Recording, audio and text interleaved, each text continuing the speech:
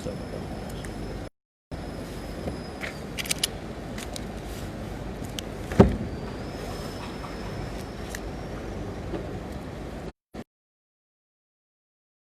لا إله إلا الله وأشهد أن محمدا عبده ورسوله صلى الله عليه وعلى آله وأصحابه ومن تبعهم بإحسان إلى يوم الدين وسلم تسليما. أعوذ بالله من الشيطان الرجيم.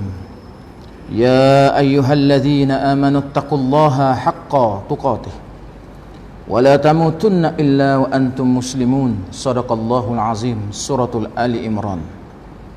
وقال رسول الله صلى الله عليه وسلم قل آمنت بالله ثم استقيم. Muslimin, muslimat, khususan imam yang mengepalai solat,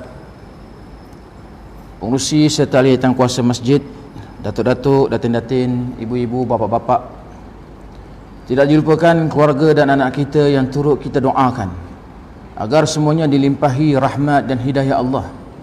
Juga kita doakan keselamatan, keamanan di dunia dan di akhirat. Amin ya rabbal alamin. Marilah sama-sama kita mulakan pertemuan malam ini dengan saya mengingatkan terlebih dahulu diri saya yang dhaif ini. Sama-samalah kita membetulkan niat hadir, tiada sebab lain tetapi hanya kerana Allah Subhanahu wa taala. Wa qala Rasulullah sallallahu alaihi wasallam, innamal a'malu binniyat. Setiap amalan akan disandarkan apa niat yang ada dalam hati masing-masing. Maka jaga baik-baik niat supaya tidak terlepas bila kita sangat memerlukan pahala itu di yaumul mahsyar satu hari nanti. Setelah kita betulkan niat, bila kita ingatkan Allah, maka kita ucapkanlah alhamdulillah, syukur kepada Allah. Ini adalah sifat orang-orang mukmin. Kenapa bersyukur? Syukurnya kita kepada Allah bukan sekadar umur terus dipanjangkan, tetapi di saat ini Allah terus memilih kita di kalangan hamba-hambanya yang menikmati anugerah Islam, anugerah iman. Kita selalu kena bisik dan khabarkan kepada isteri dan anak-anak kita bahawa Islam, iman ini adalah harta yang tiada nilainya. Maka berdoalah kita sepanjang waktu agar dua nikmat ini tidak tertanggal dalam diri kita setelah diberi oleh Allah Subhanahu wa taala. Maka sebab itu Rasulullah mengajar kita doa, Allahumma ya muqallibal qulub sabbit qalbi ala dinik. Ya Allah, Tuhan yang bersifat membolak-balikkan hati, tetapkan hati kami pada agamamu. Setelah kita ada Islam, ada iman, hari-hari kena doa. Dua nikmat ini kekal sampai qalu inna lillahi wa inna ilaihi raji'un. Maka kita kena buktikan rasa syukur dan sangat berterima kasih kepada Allah. Caranya, kita mematuhi semua perintah dan tinggalkan semua yang dilarang oleh Allah yang ada di dalam Al-Quran. Tuan-tuan, muslimin, muslimat, rahmatullahi sekalian, maka kita ingin menjadi orang yang bertakwa, iaitu orang yang patuh semua perintah dan meninggalkan semua larangan. Sebab itu kita memilih kitab Du'at Anil Fahsya'i wal Munkar, tulisan Asy-Syaikh Muhammad Jibril At-Tibyan, yang telah terjemahkan dalam bahasa Melayu yang bertajuk Mengenal Lebih 90 Perintah dan Larangan Allah di dalam Al-Quran. Berapa perintah Allah dalam Al-Quran? Ada 47 perintah. Berapa larangan? Larangan Allah dalam Quran ada 51 larangan. Malam ini kita menyambung perbincangan larangan-larangan Allah kepada kita, iaitu larangan yang ke-7. Allah merintahkan kita berdoa kepada Allah dengan sabar dan solat. Kita berada pada muka surat 133. Kita mula dengan tajuk kecil, menjadi kuat dengan sabar dan solat. Muslimin, muslimat, rahmatullahi sekalian, kita mula. Menurut penulis kitab ini, Banyak di antara kita yang merasakan kehidupannya tidak seindah seperti yang dimimpikan. Ada yang merasa mirip hidup dalam hutan batu yang serba sejuk, sebab banyak pihak lebih fasih jika berbicara dengan bahasa kekerasan. Banyak pihak bersaing tanpa nurani dalam bidang ekonomi. Banyak pula yang lebih menghalalkan segala cara ketika berpolitik. Sementara di peringkat dunia, banyak negara yang lebih suka menggunakan muncung senjata sebagai alat komunikasinya. Masya Allah, muqaddimah pada malam ini agak memberi kesan pada kita, di mana Syekh Muhammad Jibril At-Tibyan memberitahu tentang hidup kita pada hari ini tidaklah seindah seperti yang kita mimpikan. Kata penulis kitab ini, hari ini banyak orang suka berbicara dengan bahasa yang keras. Saya bersetuju. Cuba lihat bagaimana kata-kata manusia di dalam alam maya. Tak kiralah siapa-siapa pun, kalau tak suka dengan seseorang ni, bahasa-bahasa kasar, maki hamun, ini semua dilontarkan tanpa rasa segan, dan sekaligus menunjukkan generasi muda orang-orang Melayu yang kaya dengan nilai-nilai halus, budi pekerti semakin menipis. Betul. Cuba tengok anak-anak kita hari ini, bagaimana bapa dan ibu kita ajar kita dulu. Macam mana anak-anak muda hari ini tak boleh berbahasa baik dengan orang tua hari ini. Kalau dia makan nasi itu, tak pernah diajaknya orang makan. Hatta bapa atau mak dia lalu pun dia anggap itu satu perkara biasa, makan tanpa mengajak orang makan. Kata penulis kitab ini lagi, ramai orang bersaing tanpa nurani, maknanya tanpa belas ihsan. Bersaing nak ambil kekayaan ini. Ini adalah satu ekonomi yang kita katakan ekonomi kapitalis. Kapitalis ni dia lagi boleh dia buat untung dengan orang, dia buat untung. Sebab itu saya pernah mendengar kata-kata yang masyhur tentang lagak orang-orang pada hari ini. Ada 3 jenis manusia.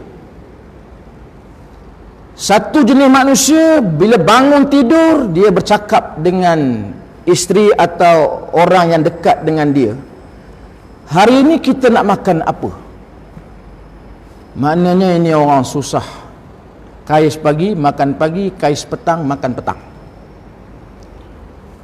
Kelompok yang kedua, dia bercakap bersama-sama orang yang dekat dengan dia, hari ini kita nak makan di mana? Ini orang yang berpoket tebal. Dia boleh pilih mana-mana tempat di mana dia suka untuk menikmati juadah makan pagi, makan tengah hari, makan malam. Dan kelompok yang ketiga, dia bersembang antara satu sama lain, hari ini kita nak makan siapa? Siapa orang ini? Kekayaan, sudah ada harta, dia ingin mempunyai kuasa. Jadi dia tak peduli. Percaturan dunia hari ini dahsyat, tuan-tuan.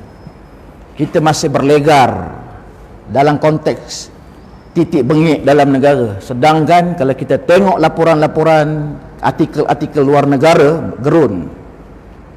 Kita tahu ke perang dingin antara China dengan Amerika? Kita tahu ke peperangan di Armenia, Azerbaijan? Mana betul, mana salah? Tonton tengok tak gambar-gambar masjid dijadikan kandang lembu, masjid jadi kandang khinzir. Tengok, ada baca laporan. Turki sokong siapa, Rusia sokong siapa, Iraq sokong siapa. Kita tahu. Tidak berlegar titik bengik sesama kita. Saya setuju kata Syekh Muhammad Jibril, banyak orang menghalalkan cara berpolitik. Ketika saya belajar di universiti dulu, kita belajar satu idea daripada Niccolo Machiavelli. Niccolo Machiavelli ni seorang pembesar di mana kerajaannya dirampas, lalu dia dipenjarakan. Jadi duduk dalam penjara ni, dia fikir buat baik pun tak guna. Lalu dia menghasilkan satu karya agung. Sampai hari ini karya agung itu dibaca, dirujuk oleh semua pihak, terutamanya ahli politik. Buku itu dalam bahasa Inggeris, The Prince. Matlamat buku itu apa? The Ends Justified Means. Matlamat menghalalkan semua cara. Dalam buku ini boleh tipu, boleh bunuh, boleh tipu tulisan dengan niat yang baik. Sebab itu peperangan meletus dengan buku ini. Tak apa, kita boleh rompak hak orang, kita boleh ambil negara orang dengan syarat niat kita baik. The ends justified means. Siapa tokoh dia? Niccolo Machiavelli. Hari ini orang kata kebanyakan ahli politik dia pakai pemikiran Machiavelli, disebut Machiavellian. Ini orang yang bersandar betul-betul kaedah politik Machiavelli ini. Dia disebut Machiavellian. Dahsyat. Hari ini sifat dia. Hari ini orang tak suka bercakap elok-elok. Semua negara dalam dunia ni pakai senjata. Pakai senjata ni tak nak cakap banyak dah. Perang aja. Muslimat rahmatullah sekalian. Kata penulis kitab ini dalam perenggan yang berikutnya. Pendek kata, kita kerap merasa terasing di tengah-tengah keramaian, sehingga banyak yang mengalami stres. Islam memberi jalan keluar. Sejarah hidup Nabi Ibrahim AS dan Nabi Muhammad SAW membuktikan bahawa syariat Allah mengatasi masalah. Nabi Ibrahim tegar meniti kehidupan. Dia berseberangan agama dengan ayahnya. Dia berlawanan dengan Namrud, sang raja yang zalim. Sementara dalam keluarganya sendiri tidak kurang rumit masalahnya.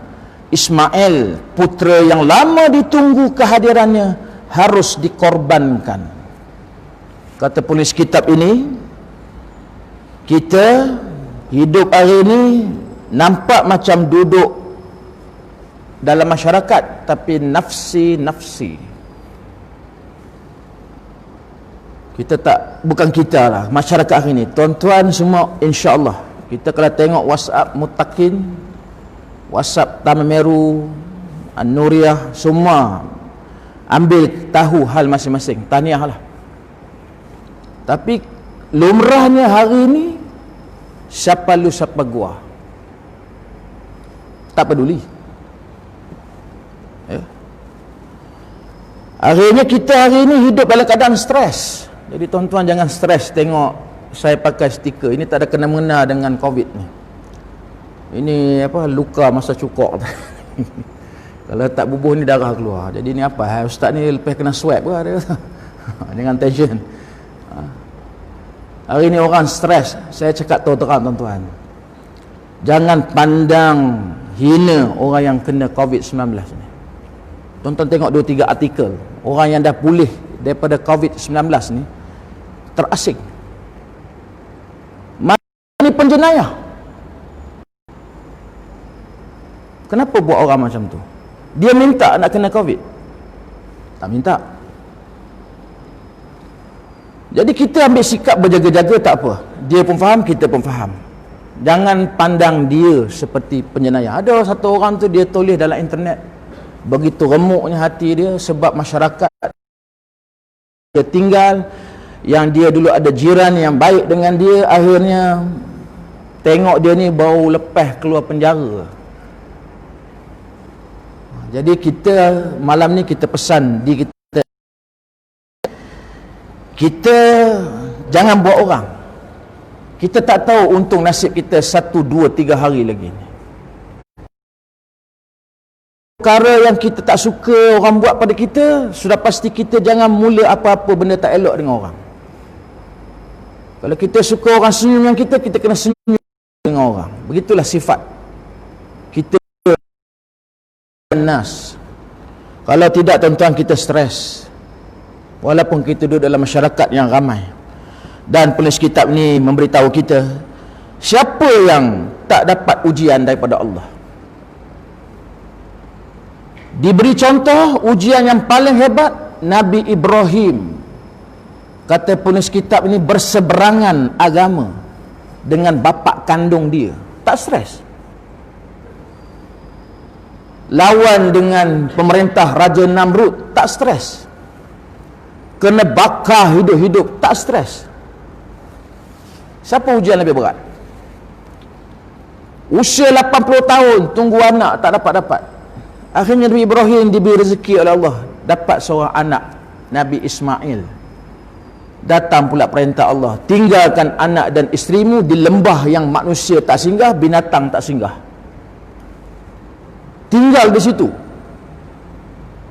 Boleh bayangkan perintah, tinggal isteri dan anak yang dikasihi. Kemudian kembali setelah tanah itu air yang hari ini kita kenali, air itu air Zam-Zam. Bila anak dah membesar, datang perintah Allah, sembelih anak kamu. Tak stres. Jadi kalau kita stres, ada ujian kecil, kita lihat Nabi Ibrahim sepanjang umurnya sampai ketua, diuji satu persatu. Maka dia bersabar. Perenggan yang berikutnya, muka surat 134. Perhatikanlah sejarah hidup Nabi Muhammad sallallahu alaihi wasallam. Baginda mampu membawa kaum musyrik yang mengamalkan sistem ekonomi riba dan bergelumang kekerasan itu keluar dari zaman gelap menuju peradaban yang mulia. Adakah petunjuk agar kita menjadi setegar Nabi Ibrahim? Adakah pedoman supaya kita setabah Nabi Muhammad sallallahu alaihi wasallam? Maka marilah kita buka Al-Quran. Kitab Al-Quran, la raiba fih, tiada keraguan padanya, hudan linnas, petunjuk bagi mereka manusia yang bertakwa. Jadi tuan-tuan, cukuplah Nabi Ibrahim dan Nabi Muhammad sallallahu alaihi wasallam menjadi pengukuh hidup kita atas muka bumi ini. Para sejarawan, para intelektual membandingkan negara-negara besar dunia ni mengembangkan empire dia dengan darah dan air mata. Tetapi dibandingkan dengan Rasulullah sallallahu alaihi wasallam membuka negara Islam Madinah Al-Munawwarah penuh dengan toleransi, tolak ansur, faham memahami antara satu sama lain, la ikraha fid din, tiada paksaan masuk agama Islam. Maka Rasulullah mendirikan negara Islam dengan berlandaskan perlembagaan Madinah. Ini menjadi rujukan kehebatan Rasulullah sallallahu alaihi wasallam membuka negara, tidak seperti pemimpin-pemimpin hari ini. Saya teringat masa saya kena menghadap almarhum Tuan Guru Ni Abdul Aziz bin Ni'mat. Ini arahan supervisor, salah seorang yang mesti kita temu duga, Tuan Guru. Dia sebut dengan saya, Rasulullah SAW ini dia datang ke bumi Madinah ni bukan pemimpin biasa-biasa yang menjanjikan lampu bangunan, kata Tok Guru. Ini bukan pemimpin biasa-biasa, tapi dia datang, dia bawa satu nur, cahaya, minaz zulmatin ilan nur, daripada kegelapan-kegelapan kepada nur. Nur itu mufrad, satu. Maka nur ini telah menyatukan bangsa Arab puluh tahun bergaduh, Aus Hazraj. Islam mendamaikan. Dulu bergaduh tak habis-habis, damai atas nama Islam. Kemudian mereka dikenali sebagai golongan Ansar, boleh tolong orang lain yang mereka tak pernah kenal, dikenali sebagai golongan Muhajirin. Kalau bukan kerana faham Islam, tak jadi.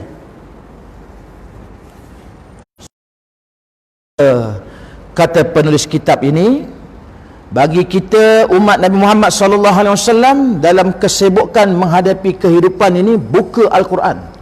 Ada masalah, cari Al-Quran.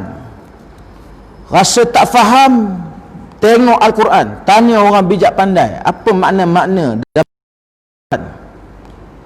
Kerana Quran itu sifat dia tiada keraguan dan petunjuk bagi mereka yang bertakwa. Sesiapa pun akan diuji oleh Allah agar dinilai secara alami siapa yang teguh imannya dan siapa yang seolah-olah beriman. Masya Allah, rupa-rupanya ujian yang kita dapat ni nak tengok, Allah nak tengok siapa yang genuine keimanannya, atau perkataan yang digunakan, siapa yang seolah-olah beriman, macam berpura-pura. Kita kena lihat ayat ini dengan penuh insaf. Ujian Allah ni test, imtihan, kata bahasa Arab. Nak lihat sejauh mana kamu beriman kepada Allah. Jadi tuan-tuan yang rahmati Allah sekalian, kita tengok ayat 2 hingga 3. Namun dalam catatan kitab tuan-tuan tu, ayat Al-Quran itu bukan surah Al-Ankabut. Jadi tuan-tuan boleh betulkan nanti, ya, tengok balik Al-Quran, dan sama ada tuan-tuan cetak atau tuan-tuan hati menyalin surah Al-Ankabut ayat yang kedua hingga yang ketiga. Wa qala Allah Ta'ala fil kitabil karim, a'udzu billahi minasyaitonir rajim, ahasiban nasu an yutraku an yaqulu amanna wa hum la yuftanun wa laqad fattanna alladhina min qablihim falaya'lamanna Allahu alladhina sadaqu wa laya'lamanna al-kadhibin. Sadaqallahul azim. Surah Al-Ankabut ayat 2 hingga 3, yang bermaksud, apakah manusia itu mengira bahawa mereka dibiarkan sahaja dengan mengatakan kami telah beriman, sedangkan mereka tidak diuji lagi? Dan sesungguhnya kami telah menguji orang-orang yang sebelum mereka, maka sesungguhnya Allah mengetahui orang-orang yang benar, dan sesungguhnya Dia mengetahui orang-orang yang dusta. Surah Al-Ankabut ayat 2. Maka ini adalah satu nas yang menyokong dakwaan bahawa ujian ini nak tengok the real, yang sebenarnya orang yang beriman. Kamu cakap aku beriman, ya, sudah cukup kamu katakan beriman dengan mengatakan diri kamu beriman. Maka kamu akan dilihat benar-benar beriman seperti kami uji orang-orang sebelum kamu. Tuan-tuan muslimin muslimah rahmatullahi sekalian, perenggan yang berikutnya, dalam konteks ujian, maka jangan sesekali kita berburuk sangka kepada Allah. Jangan kita sangka buruk kepada Allah. Sebenarnya kesesuaian dengan manusia yang akan diuji. Rasul ujiannya berat. Kita dihabarkan kalau Rasulullah sallallahu alaihi wasallam, Nabi yang kita cintai, menghadapi demam, dihabarkannya demam yang dirasai oleh baginda Rasul sallallahu alaihi wasallam 2 kali ganda lebih berat daripada demam yang kita rasai. Kalaulah para sahabat diuji dengan kelaparan, mereka ikat 1 biji batu, maka Rasulullah diuji dengan lebih lagi rasa lapar. Sebab itu mereka melihat Rasulullah mengikat batu 2 biji di perut dia. Berat. Saya dengan tuan-tuan akan diuji oleh Allah mengikut tahap kita masing-masing. Kalau orang yang baru masuk Islam, ujiannya sesuai dengan sifat dia sebagai orang masuk Islam, baru masuk Islam. Kalau kita dah mengaji 10 tahun, maka sesuailah ujian mengaji 10 tahun tu. Kalau ustaz ni banyak mengajar, mengingatkan orang, maka dia kena tunggu ujian dia pula sesuai dengan apa yang dia ingatkan pada orang. Jadi kita semua kena doa kepada Allah biarlah ujian itu tidak membebankan kita dan tidak sampai kita tak mampu. Kena doa. Ujian tetap berlaku. Dan sangka baik kepada Allah. Kata Syekh Muhammad Jibril At-Tibyan, sehubungan itu fahamilah kemungkinan perbezaan perspektif kita dengan Allah dalam memandang sesuatu persoalan. Boleh jadi kita menganggap sesuatu itu baik untuk kita, padahal sebenarnya tidak baik di depan Allah, atau sebaliknya. Allah Subhanahu wa taala berfirman, a'udzubillahi minasyaitonir rajim. Kutiba 'alaikumul qitalu wa huwa kurhun lakum wa 'asa an takrahu syai'an wa huwa khairun lakum wa 'asa an tuhibbu syai'an wa huwa syarrun lakum wallahu ya'lamu wa antum la ta'lamun. Shadaqallahul azim. Surah Al-Baqarah ayat 216 yang bermaksud, Allah Subhanahu wa taala berfirman, diwajibkan atas kamu berperang, padahal berperang itu adalah sesuatu yang kamu benci. Boleh jadi kamu membenci sesuatu padahal ia amat baik bagimu, dan boleh jadi pula kamu menyukai sesuatu padahal ia amat buruk bagi kamu. Wallahu ya'lamu wa antum la ta'lamun. Sesungguhnya Allah mengetahui sedang kamu tidak mengetahuinya. Surah Al-Baqarah ayat 216. Tuan-tuan muslimin muslimat rahmatullahi sekalian, jadi apabila ujian melanda kita, sangka baik kepada Allah. Kemudian kita mesti anggap benda yang kita suka tak jadi itu, mungkin itu baik untuk kita. Saya ambil satu contoh, satu ustaz cerita masa zaman muda dia dulu, dia berkenalan dengan satu orang perempuan. Orang baik, perempuan yang baik-baik. Maka bila sampai waktu nak meminang, bapaknya tak setuju.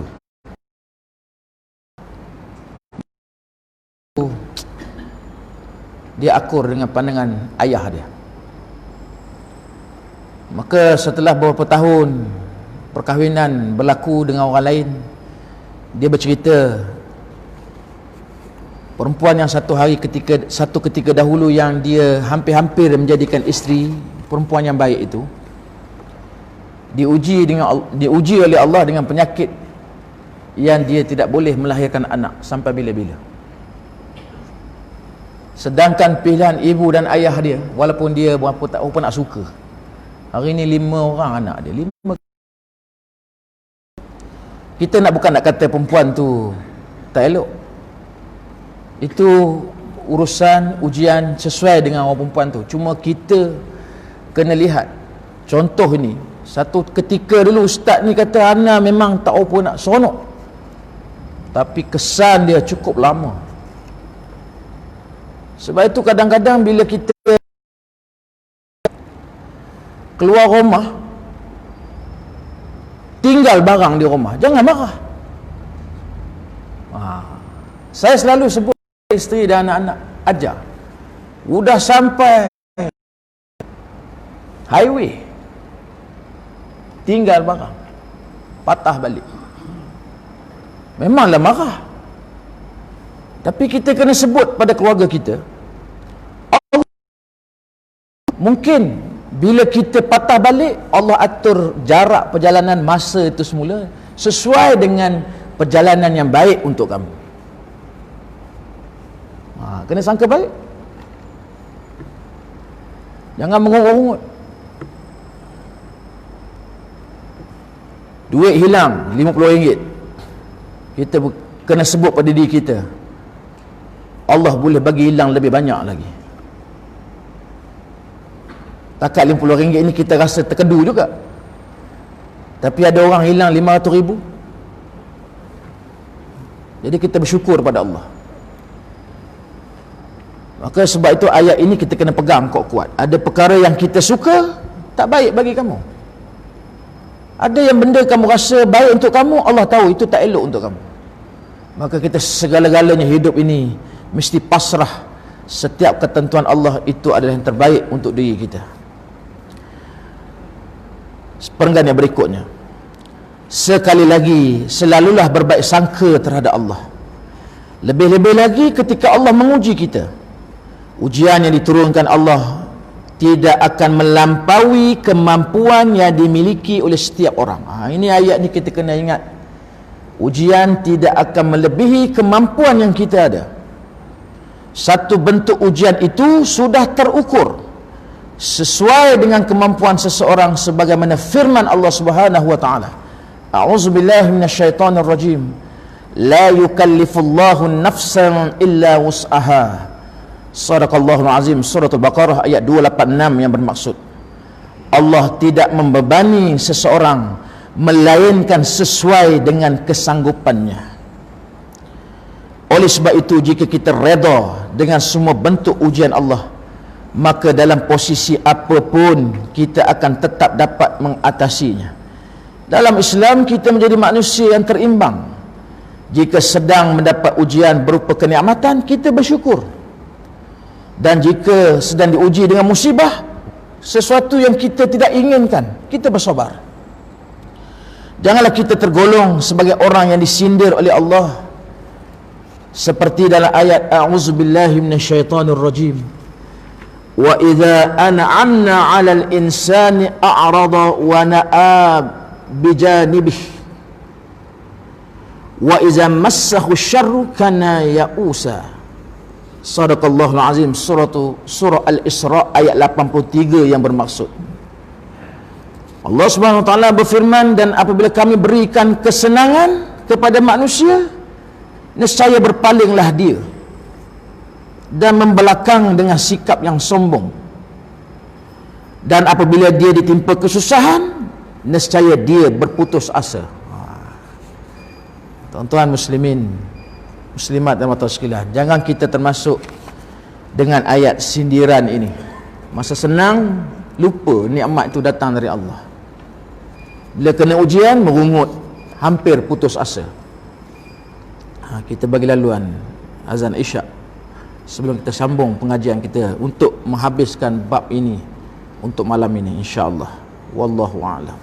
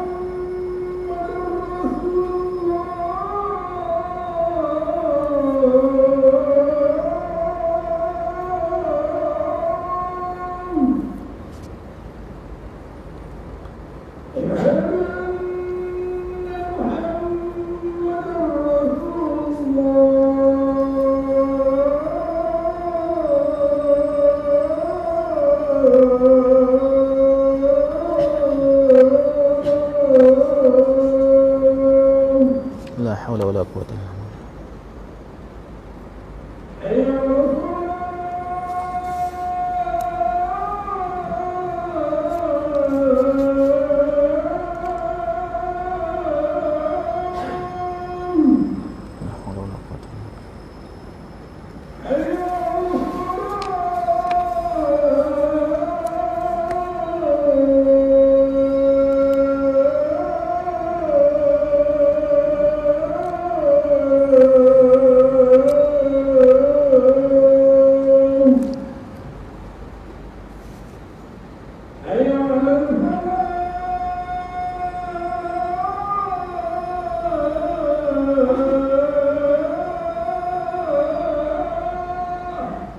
haula wala quwwata illa billah.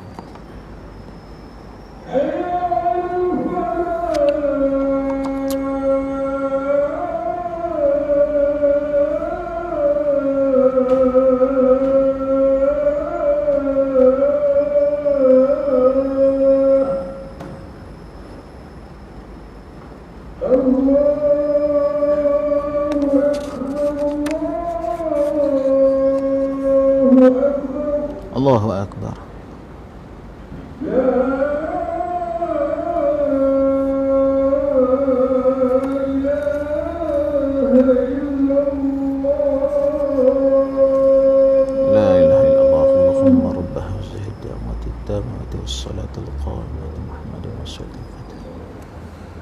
بعص مقاد محمود الذي وعدته إنك لا تخلف الميعاد. Muslimin, muslimat rahmatullah sekalian. Kata Syekh Jibril At-Tibyan, jika hidup kita sudah berimbang antara bersyukur dan bersabar, maka tidak patut kita memperlihatkan diri sebagai orang yang tidak punya pengharapan. Jadi kalau malam ni kita dah habis dah mengaji dalam bab solat dan sabar ni, kita boleh jadi orang bersyukur dan bersabar. Sepatutnya begitu. Itu maknanya. Dah mengaji dah satu bab. Janganlah lepas habis kita mengaji ni, kita jadi macam orang yang tak ada harap, putus asa. Tak sepatut begitu. Kenapa? Kerana Allah Subhanahu Wa Taala telah memotivasi kita semua dalam surah Ali Imran ayat 139. Wa qala Allah Taala fil kitabil karim, a'udzu billahi minasyaitonir rajim. Wa la tahinu wa la tahzanu wa antumul a'launa in kuntum mu'minina. Shadaqallahul azim. Suratul Ali Imran ayat 139. Yang bermaksud, janganlah kamu bersikap lemah dan jangan pula kamu bersedih hati, padahal kamulah orang-orang yang paling tinggi, yakni darjatnya, jika kamu orang-orang yang beriman. Jika atas izin Allah kita dapat hidup berimbang dengan syukur, sabar itu, maka hendaklah kita tetap pertahankan sikap terpuji itu. Pertama, jangan sampai kita menjadi manusia yang tidak pandai berterima kasih ketika mendapat nikmat. Kedua, janganlah menjadi manusia yang mudah putus asa jika sedang mendapat musibah. Ini kita kena hasil habis saja bab yang kita baca tentang sabar dan solat ni, kita kena jadi manusia yang ada dua ciri ni. Jangan jadi manusia yang tak pandai berterima kasih kepada nikmat.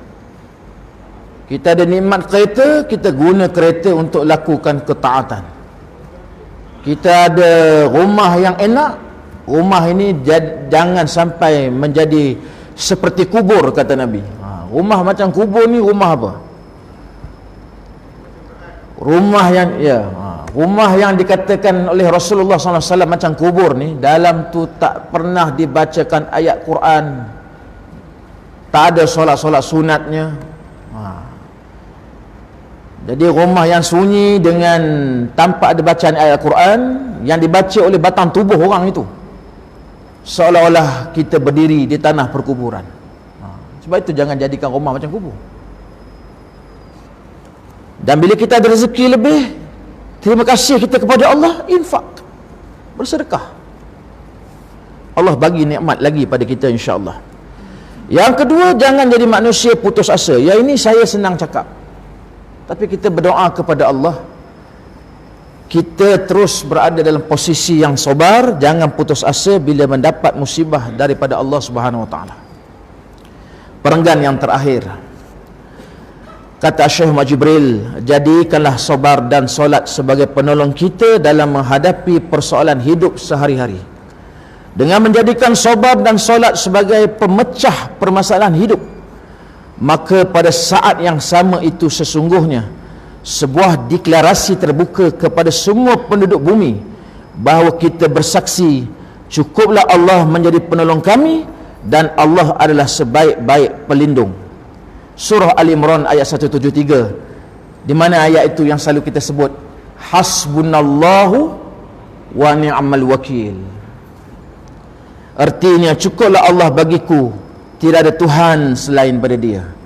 Alhamdulillah, dengan izinnya kita menamatkan bab yang ketujuh, perintah Allah kepada kita, iaitu berdoa kepada Allah dengan sabar dan istiqamah mendirikan solat. Muslimin, muslimat, rahmatan sekalian, insya-Allah bulan hadapan kita akan masuk senarai larangan-larangan Allah kepada kita. Ya, cuba kita jenguk sikit apa tajuk larangan Allah kepada kita yang ketujuh. Jangan memakan makanan yang haram. Ini kita akan sentuh dalam kuliah kita yang akan datang. Sebelum kita menangguhkan kuliah pada malam ini, kalau ada perkara-perkara yang masih belum difahami, bolehlah bertanya atau kita bagi pandangan. Ya. Tapi sebelum ada soalan, saya minta satu edaran malam ni ambil. Saya photostat 100 helaian. Tak cukup kita photostat bagi tahu saya bagi dalam kuliah subuh Sabtu nanti. Ya, soalan dia.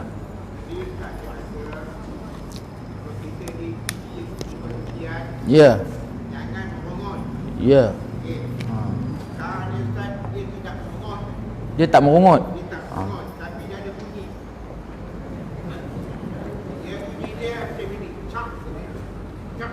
Botol baca.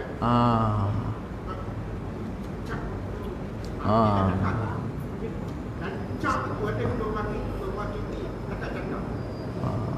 Dia cakap cak. Ada Oh.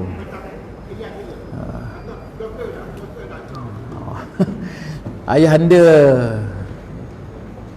bertanya, mulut tak merungut ataupun tak merungut bila ujian menimpa kita, tetapi kadang-kadang mulut tu dia bunyi ish. Saya teringat dengan sepotong ayat Al-Quran, peringatan untuk semua anak-anak. Jangan kamu membentak-bentak, meninggi suara pada ibu dan ayah kamu, sehingga kamu mengatakan tu Quran kata. Kamu tak lawan mak kamu, tapi bila mulut kamu kata itu sudah dikira derhaka kepada Allah, kepada ibu dan ayah kamu. Walau bagaimanapun, kalau ada keluar daripada mulut sesungguhnya Allah mengetahui apa yang ada dalam hati seseorang. Jadi kita kena belajar. Dalam salah satu ceramah almarhum Profesor Dr. Hamka, ya, dia pernah menyebut salah satu, saya bagi tahu tuan-tuan, saya bersyukurlah ayah saya ni tak mengaji tinggi tapi peminat Hamka. Daripada kecil dah dengar dah kaset-kaset Hamka, sedap betul. Kalau boleh nak cari balik nak dengar. Hamka sebut, tengok orang-orang yang beriman, bila dia kakinya tersepak tunggul, kata Hamka, lalu berdarahlah kakinya. Orang ini sambil mengelap luka di kaki, sambil tersenyum, dia mengatakan, sesungguhnya Allah sedang menegur aku tadi, dia kata. Ceramah Hamka. Ini sifat orang yang tinggi hubungannya dengan Allah. Luka kaki, tersenyum sambil mengatakan, Allah sedang menegur aku tadi.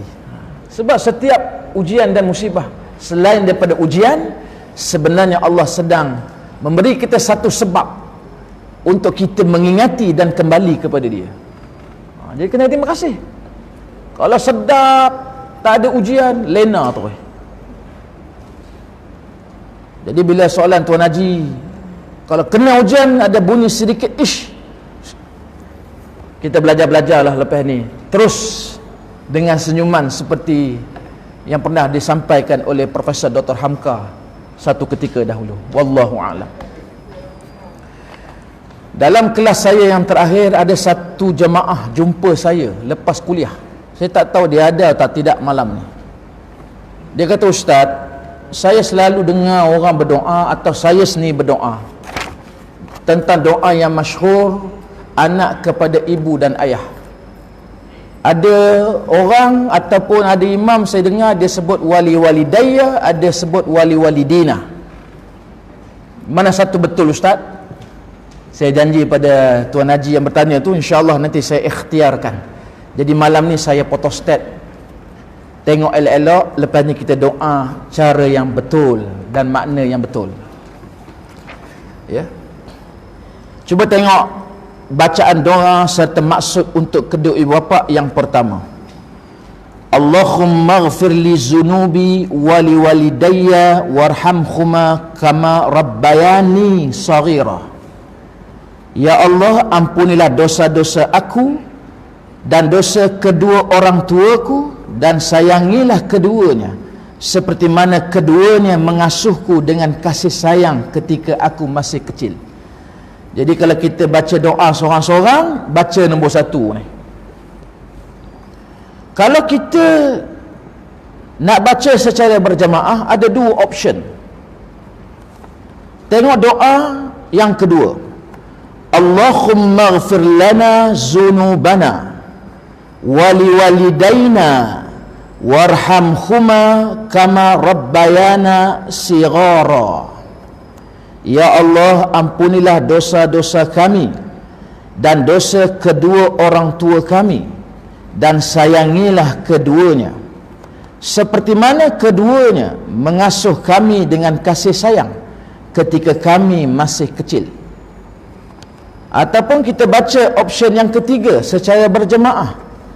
Allahumma fir lana zunubana wa liwalidina warhamhum kama rabbawna sighara.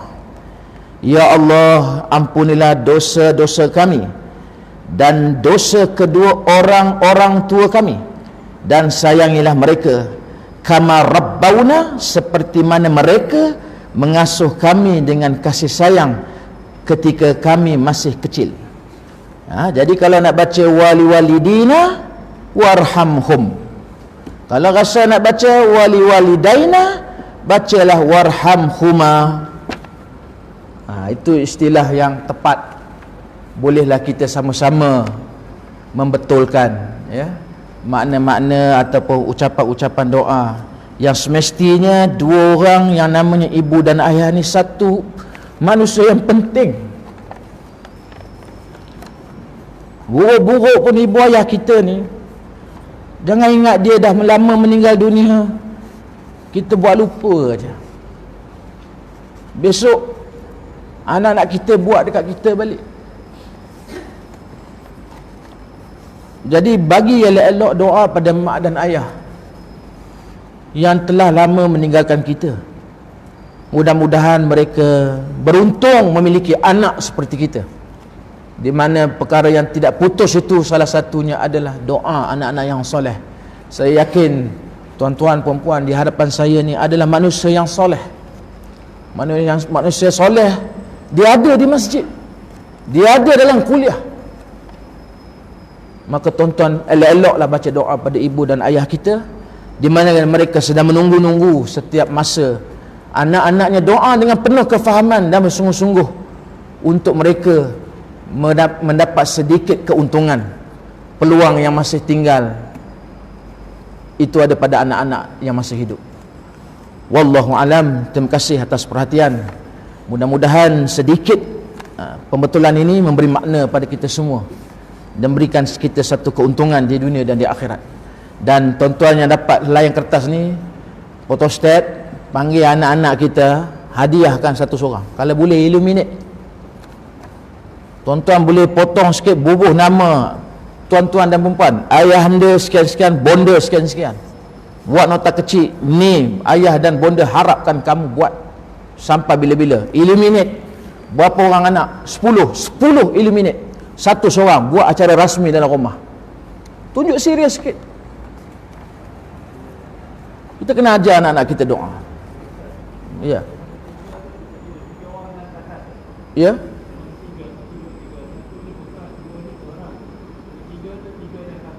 Ya. Boleh lah begitu. Boleh. Kalau yang kedua itu, kedua orang tua kami, kedua-dua orang tua kami, untuk kita secara berjamaah dua-dua boleh pakai. Ya, dua-dua boleh pakai. Baik. Setakat itu saja. Kita tangguh pengajian kita pada malam ini dengan tasbih kafarah dan suratul As. Subhanakallahumma wa bihamdika asyhadu an la ilaha illa anta astaghfiruka wa atubu ilaik. Bismillahirrahmanirrahim. Wal 'ashr. Innal insana lafil khusr illa allazina amanu wa 'amilus solihati wa tawassaw bil haqq wa tawassaw bis sabr. Shadaqallahul azim. A'udzu billahi minasy syaithanir rajim. Bismillahir rahmanir rahim. Alhamdulillahi rabbil alamin hamdan syakirin wa 'aqibatun lil muttaqin. Wassalatu wassalamu ala asyrafil anbiya'i mursalin wa ala alihi wa ashabihi ajma'in. Allahumma inna nas'aluka ridhaka wal jannah wa na'udzu bika min sakhatika wan nar.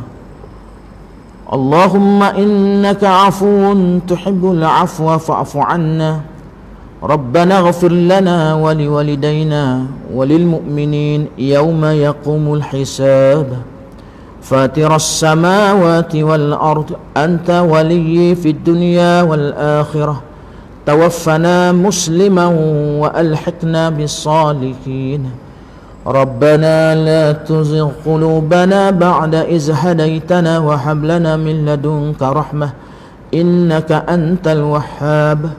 Rabbana atina fid dunya hasanatan wa fil akhirati hasanatan wa qina azaban nar. Walhamdulillahi rabbil alamin. Taqabbalallahu minkum. Taqabbal ya.